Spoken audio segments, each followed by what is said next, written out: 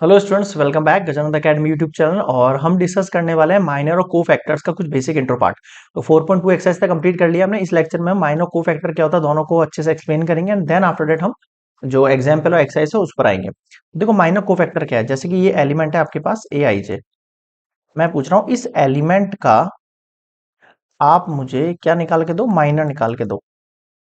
तो आप कहोगे सर यहाँ आपको क्या करना पड़ेगा, जो ith रो है आपकी, एक तो उसको कैंसिल करना है, और जो जेथ कॉलम है जिसमें ये है उस कॉलम को कैंसिल करना है। जो बचा हुआ डिटर्मिनेंट होगा ना वो आपका आंसर होगा। अब कैसे समझाऊं मैं आपको, ऐसे समझाता हूँ। देखो, जैसे आपके पास मान लो कोई डिटर्मिनेंट है आपके पास 1 2 5 3। मैंने कहा आपसे आप मुझे A12 जो एलिमेंट है उसका माइनर निकाल के दिखाओ। तो माइनर होगा M से डिनोट करते हैं माइनर को फैक्टर बाद में आएंगे, पहले माइनर समझते। तो M12 क्या होगा सर हमारे पास, ये 1 1 होता है, ये 1 2 होता है, ये 2 1 होता है, ये 2 2 होता है। तो आप कहोगे सर ये वाला जो एलिमेंट है ना इसमें 1 आ रहा है, 1 का मतलब है 1 वाली जो रो है ना उस पूरी को कैंसिल कर दो। और ये 2 आ रहा है पीछे जे अर्थ, तो 2 क्या बोल रहा है, जो सेकंड वाली कॉलम है ना उस पूरी को कैंसिल कर दो। जो बच गया है वो आपका आंसर है। तो आपका आंसर हो गया 2। बताओ समझ में आया क्या? हाँ सर आ गया। लेकिन यही अगर 3 कॉलम के साथ पूछे तो कैसे बताएंगे, अभी बताऊंगा मैं आपको ना। पहले यहाँ पे को फैक्टर बता देता हूँ आपको। को फैक्टर क्या होता है, को फैक्टर -1 की पावर आई प्लस जे और इनटू के अंदर एम आई जे। क्या हुआ इसका मतलब, इसी क्वेश्चन से बता देता हूँ। यहाँ आपको मान लो को फैक्टर निकालना है, तो इसको कैसे डिनोट करेंगे अपन, सर A12 से डिनोट करेंगे। और -1 की पावर क्या लग जाएगी, 1 + 2, और मल्टीप्लाई में क्या हो जाएगा M12। अब -1 की पावर 3 है ये, और M12 की वैल्यू आपने 2 निकाली, मतलब पहले माइनर निकलता है उसके बाद को फैक्टर निकलता है। ठीक है सर, -1 की पावर ऑड नंबर है आपके पास तो -2 आंसर आएगा। समझ गए, मतलब कि अगर इन दोनों का सम ऑड हो तो माइनर के आगे आप माइनस लगा देना। अगर इन दोनों का सम इवन हो तो ए जो है, अगर आई प्लस जे आपका इवन आ रहा है तो जो ए आई जे होगा ना वही एम आई जे होगा। बताओ समझ में आई कि ये चीज, हाँ सर ये तो समझ में आ गई। क्लियर है यहाँ तक? ठीक है, ये मैंने आपको ऑर्डर 2 का बताया है। किसका बताया है? ऑर्डर 2। अब मैं आपको ऑर्डर 3 समझाता हूँ यहाँ पे। मान लो आपको 3 × 3 की मैट्रिक्स दे रखा है। ऑर्डर जो है ना वो आपको 3 का दे रखा है। एग्जांपल दे रहा हूँ मैं। जैसे एक डिटर्मिनेंट लिया है मैंने, यहाँ पे कुछ भी ले लो अपनी मर्जी समझाने के लिए, 1 2 3 4 5 6। अब मैंने कहा आप मुझे एक काम करो, 5 का निकाल के दिखाओ क्या, माइनर। तो पहले तो सर ए, ये नंबरिंग कौन सा है इसका, सर ये 2 1 है और ये 2 2 है। तो A22 तो सर हमारे पास 5 है। मैं आपसे मांग रहा हूँ M22। तो सर M22 क्या होगा, सेकंड ही रो कैंसिल करो और सेकंड ही कॉलम, मतलब जिसमें ये आ रहा है ना उसके आप हॉरिजॉन्टल वर्टिकल कट लगा दो, बात खत्म। उसके अलावा जो बच गया ना उन सबको डिटरमिनेंट के रूप में लिख दो, 1 3 7 9। अब इसका डिटरमिनेंट निकालना जानते हैं हम। 9 1 ज़ा -9, -3 7 ज़ा 21। सॉल्व करोगे तो माइनस का कितना आ जाएगा, 20, और ये 30 हो गया ये। बताओ ये चीज समझ में आई क्या? अब मैंने कहा तुमसे इसी का आपको मुझे को फैक्टर निकाल के दिखाओ। तो को फैक्टर क्या होता है, -1 की पावर 2 + 2, मतलब इवन हो गया ये। और यहाँ वही डिजिट लिखनी है आपको, तो -30 सेम आंसर हो जाएगा आपके पास। बताओ समझ में आया क्या?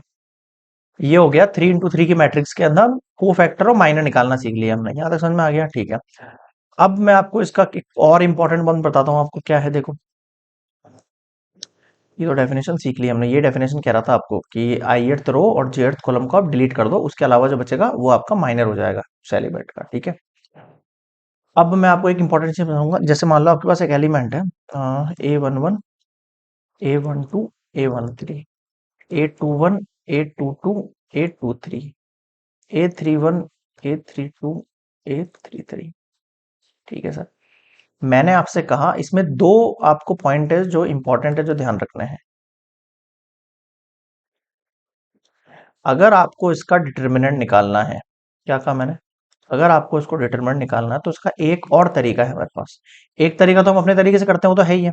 एक तरीका और है। क्या तरीका है, आप कोई भी, क्या कह रहा हूं मैं, sum of product of any row और कॉलम टू दैट कोफैक्टर। अब इसका मतलब क्या हुआ भाई, किसी भी रो का जो एलिमेंट है, अगर उसको उसके कोफैक्टर के साथ मल्टीप्लाई करके सम कर दिया जाए तो आपके इसका डिटरमिनेंट निकल जाएगा। सर कैसे पता लगा? ऐसे पता लगा, अगर मैं तुमसे A11 लिख रहा हूँ और मैंने यहाँ पे A11 लिख दिया, फिर मैं A12 लिखूंगा, फिर मैं यहाँ A का भी 12 लिख दूंगा, फिर मैं A13 लिखूंगा, फिर मैं यहाँ A13, मतलब इसी एलिमेंट का कोफैक्टर, इसी एलिमेंट का कोफैक्टर, इसी एलिमेंट का कोफैक्टर अगर मल्टीप्लाई करके ऐड कर दिया जाए, sum of product of any row और कॉलम, ठीक है, sum of product of any row और कॉलम टू दैट फैक्टर, उसके फैक्टर के साथ तो उस एलिमेंट का मल्टीप्लाई करके अगर सम कर दिया जाए तो आपके पास डिटरमिनेंट निकल जाएगा। तो ये एक और तरीका है हमारे पास, ये एक्चुअल में यही है ना। आप इसको कंप्यूट करोगे ना, जैसे A11 है, तो सर A11 क्या होता है, इसको छोड़ो, इन दोनों का डिटर्मिनेंट ही तो होता है एक्चुअल में अंदर, यही होता है। फिर माइनस वाला तरीका आप लेना जानते ही हो, और यही हम वैसे भी करके निकालते हैं, अगर वैसे भी करते हैं हम यहाँ पे सॉल्व डिटरमिनेंट तो भी ऐसे ही करते हैं। ठीक है सर, एक तो ये तरीका हो गया, इंपॉर्टेंट बात हो गई। एक और इंपॉर्टेंट बात है कि सर किसी भी एलिमेंट के साथ उसके कॉरस्पॉन्डिंग कोफैक्टर्स का अगर मल्टीप्लाई करके सम कर दिया जाए, जैसे कि मैं A11 के साथ मान लो A31 कर रहा हूं, फिर A12 के साथ में मल्टीप्लाई में ए क्या लिखा मैंने, हाँ A32 कर रहा हूं, प्लस A13 के साथ मल्टीप्लाई A33 कर रहा हूं, तो इनका सम हमेशा जीरो आएगा। बताओ कितनी मजेदार बात है। यहां मैंने क्या बोला, एलिमेंट्स मल्टीप्लाई विथ कॉरस्पॉन्डिंग कोफैक्ट।